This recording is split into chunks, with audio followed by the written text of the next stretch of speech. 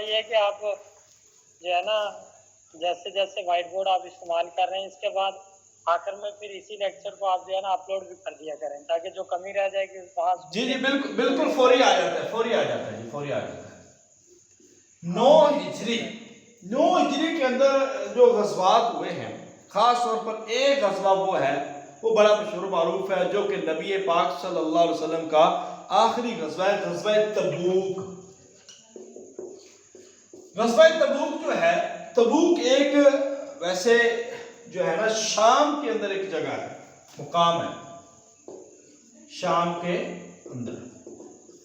ملک شام کے ایک مقام کا نام ہے، شام کی سرحد پر یہ ایک واقعہ ہے، اور یہ 9 ہجری کے اندر ہوا ہے۔ مدینے سے شمال میں، مدینے سے شمال کی جانب ایک وادی کا نام تبوک ہے، جو تقریباً 686 میل سفر بنتا ہے مدینے سے شام میں۔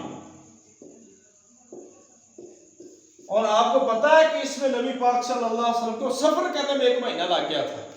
اس کی طرف جو سفر کیا تھا اس میں بھی 1 مہینہ لگ گیا تھا، اور اس میں مسلمانوں کی تعداد تھی 30,000، مسلمانوں کی تعداد تھی 30,000، اور آقا علیہ السلام وہاں پر 20 دن رہے، تبوک میں 20 دن رہے اور 1 ماہ سفر میں، مگر یہ مقابلہ نہ ہو سکا تھا۔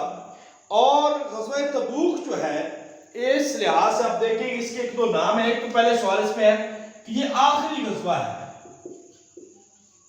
آقا علیہ السلام کا یہ آخری غزوہ ہے، یہ بھی عیسائیوں کے خلاف تھا، ٹھیک ہے، کیونکہ شام میں عیسائی موجود تھے، یہ عیسائیوں کے خلاف تھا۔ موتا بیسیکلی دیکھا جائے وہ بھی عیسائیوں کے خلاف تھا، مگر وہ براہ راست ایرانیوں کے خلاف تھا، کیونکہ اس میں ایرانی حکمران کے نے نبی پاک صلی اللہ علیہ وسلم کے قاصد کو شہید کیا تھا۔ آخری غزوہ بھی غزوہ تبوک ہے، آخری غزوہ تبوک ہے، جو کہ 9 ہجری۔ اس کا ایک اور نام ہے، آپ کو پتہ ہے غزوہ تبوک کے موقع پر وہ سارے واقعات موجود ہے کہ حضرت عثمان رضی اللہ تعالیٰ نے 1000 اونٹ بما سامان دیے، حضرت عمر رضی اللہ تعالیٰ نے گھر کا آدھا سامان دیا، حضرت ابو بکر صدیق رضی اللہ عنہ نے گھر کا پورا سامان دیا، اور ایک صحابی جنہوں نے سر رات ایک یہودی کے باغ میں مزدوری کی اور جس سے جو کھجوریں ملی وہ اس میں دے دی، یعنی کہ یہ فصلیں پکی ہوئی تھی اور اس کی کٹائی سے پہلے یہ غزوہ آ گیا، اور آقا علیہ السلام کا حکم ہوا،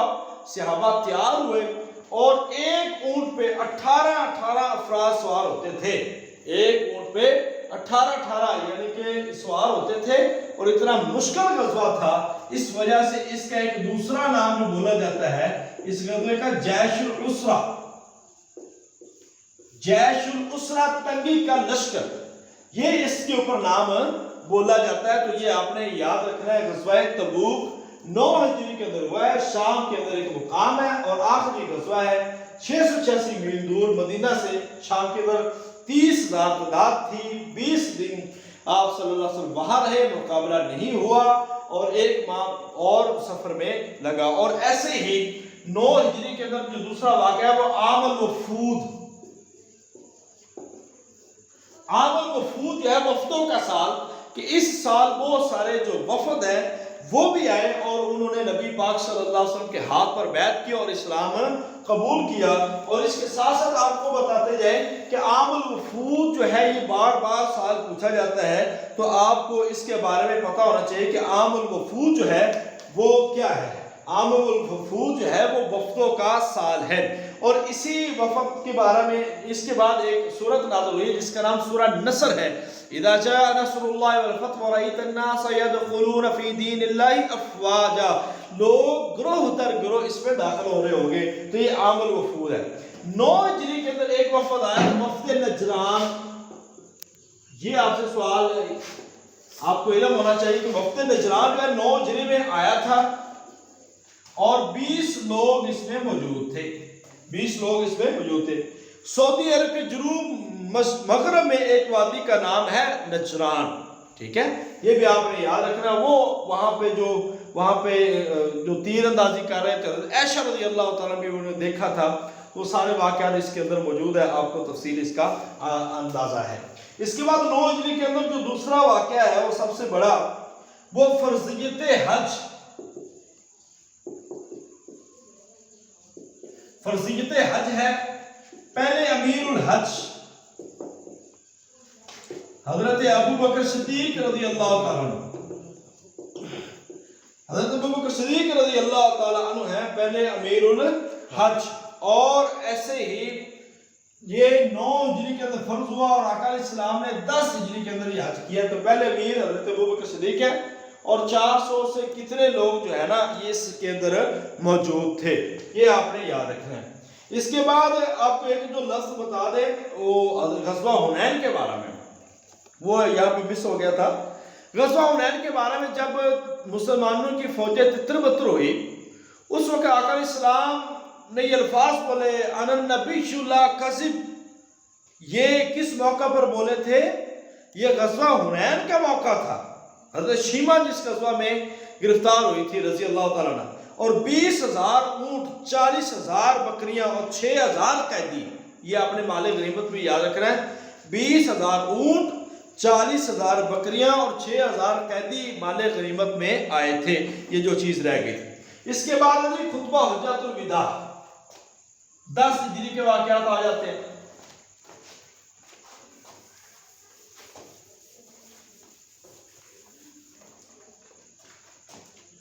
10 ہجری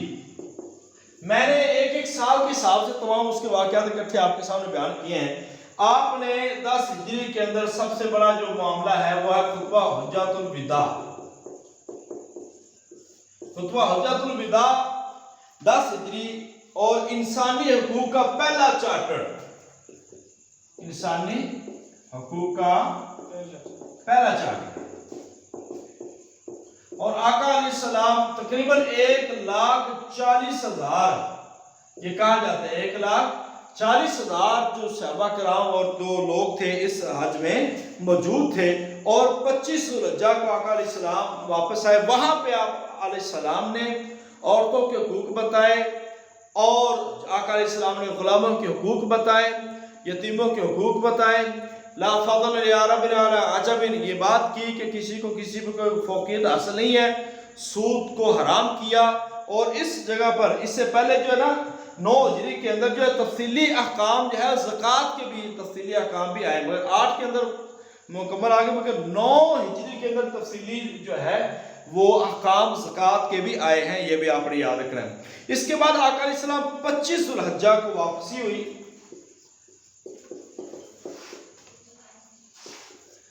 واپس آئے 25 ذوالحجہ کو، اور آقا علیہ السلام 10 ہجری 25 ذوالحجہ کو آئے، اور اسامہ بن زید رضی اللہ تعالی عنہ کو لشکر تیار کرنے کا حکم دیا۔ زید رضی اللہ تعالی عنہ نے لشکر تیار کیا، اور 29 صفر آقا علیہ السلام 29 صفر کو ایک جنازہ میں گئے تھے، 29 صفر ایک جنازہ میں تھے۔ جب واپس آئے تو آقا علیہ السلام کو درد سر ہوئی،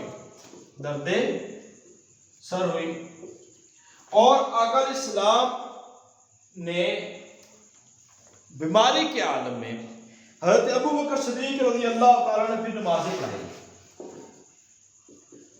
حضرت ابو بکر رضی اللہ تعالیٰ نے 17 نمازیں پڑھائی ہیں بیماری کے اندر، اور آقا علیہ السلام قریب جاتے تھے مگر آقا علیہ السلام کھڑے نہیں ہو پاتے تھے، اس لیے حضرت ابو بکر صدیق رضی اللہ تعالیٰ نے 17 نمازیں پڑھائی، اور پھر آقا علیہ السلام بیمار رہنے کے بعد 29/1 یعنی کہ 30/2 اور 11 یعنی کہ 13 سے 14 دن بیمار رہنے کے بعد آقا علیہ السلام نے اس دنیا سے وصال فرمایا۔ یہ وصال ہے 12 ربیع الاول کو 11 ہجری 12 ربیع الاول اس دنیا سے آقا علیہ السلام کا وصال ہوا، اور رب اغفر لی والحقنی بالرفیق الاعلی یہ الفاظ تھے، اور آقا علیہ السلام اس دنیا سے رخصت ہوئے، اور پھر وہ سارے واقعات حضرت ابو بکر صدیق رضی اللہ تعالیٰ کا خطبہ دینا، حضرت عمر رضی اللہ تعالیٰ عنہ کا تلوار لے کے بازاروں میں چلنا، اور پھر یہ سارے معاملات ہوئے، اور پھر اس کے بعد حضرت حنظلہ، حضرت علی اور فضل بن عباس رضی اللہ تعالیٰ، حضرت اسامہ رضی اللہ تعالیٰ عنہ نے غسل دیا، حضرت طلحہ رضی اللہ تعالیٰ عنہ نے लाहत तैयार करवाई और 3 कपड़ों के अंदर आका अलैहिस्सलाम को कफन दिया गया और इस तरह ये आफ्ताब महताब जो नबूवत का चिराग था वो इस दुनिया से रुखसत हुआ और आका अलैहिस्सलाम का विसाल हुआ। और एक जो है तंजीम जो आका अलैहिस्सलाम ने की थी आमुल वफूद, और उसके बाद दुनिया के अंदर इस्लाम का गलबा होना शुरू हो गया। 11 हिजरी के ये बड़े अहम वाक़यात थे और इसके अंदर जो चीज़ें आपको बताई हैं इनको आपने याद रखना है। इसके बाद मैं सिर्फ आपको अभी तो नहीं बरल ये भी अहम चीज़ें हैं क्योंकि ये भी इंशाल्लाह ताला आपको बता देंगे। तो आपको कल इंशाल्लाह जो हमारी क्लास होगी उसमें हम आका अलैहिस्सलाम की इतरातुन नबी आका अलैहिस्सलाम के ख़ानदान से बात शुरू करेंगे और इसके साथ साथ हम बात करते जाएंगे अशरा मुबशरा की। अशरा मुबशरा के बाद हम इंशाल्लाह ताला साथ में बात करेंगे जो हमारे खिलाफत राशिदा का टॉपिक है वो शुरू हो जाएगा। ये टॉपिक्स जो अभी चल रहे हैं ना ये बहुत इंपॉर्टेंट है, इसके अंदर सवालात आने हैं। अगरचे हिस्ट्री के अंदर इतने भी बुनियादी सवालात नहीं आते कि आपको मुश्किल हो। लास्ट ईयर्स के अंदर हाँ एक दफ़ा कब्रस का फतह हुआ, मिस्र का फतह हुआ, फ़ातिह मिस्र कौन है, फ़ातिह ईरान कौन है, जंगे जमल कब हुई, जंगे सफ़ीन कब हुई, सवाल तो इस तरह के आ रहे हैं। या हज़रत अबू बकर सिद्दीक़ रज़ियल्लाहु ताला की वालिदा का नाम, हज़रत अबू बकर सिद्दीक़ रज़ियल्लाहु ताला के वालिद का नाम, उनके कबीला का ताल्लुक, किस नस्ल पे जाकर सिलसिला नस्ल नबी पाक सल्लल्लाहु अलैहि वसल्लम तक पहुँचता है। तो इस तरह के सवालात आपको आएंगे मगर हम बड़ी डिटेल में इंशाअल्लाह ताला इन सब को पढ़ेंगे। अल्लाह ताला आपका और मेरा हामी नासर हो। ये वीडियोस भी आज भी इंशाअल्लाह ताला महफूज हैं और ये आपके पास मौजूद होगी। तो जब आप इस मैं वीडियो सेंड करूँ तो आप दूसरों के साथ शेयर किया करें और ये वीडियो उनके लिए सदका जारिया के तौर पर अल्हम्दुलिल्लाह हम शेयर कर रहे हैं। तो बकाया कोई भी सवाल हो आप वो पूछ सकते हैं। इस क्लास को बड़ी संजीदगी से लें, ये दूसरे तमाम लोगों से डिफरेंट है क्योंकि अल्हम्दुलिल्लाह मैं क्लास पढ़ा रहा हूँ, आपको सिखा रहा हूँ और इस सिलसिले में जितनी मेरी कोशिश होती है आपको अच्छा डिलीवर किया जाए वही है। अल्लाह ताला आपको कामयाब फरमाए, ये मेरे लिए खुशी की बात है। अस्सलाम वालेकुम रहमतुल्लाहि व बरकातुहू।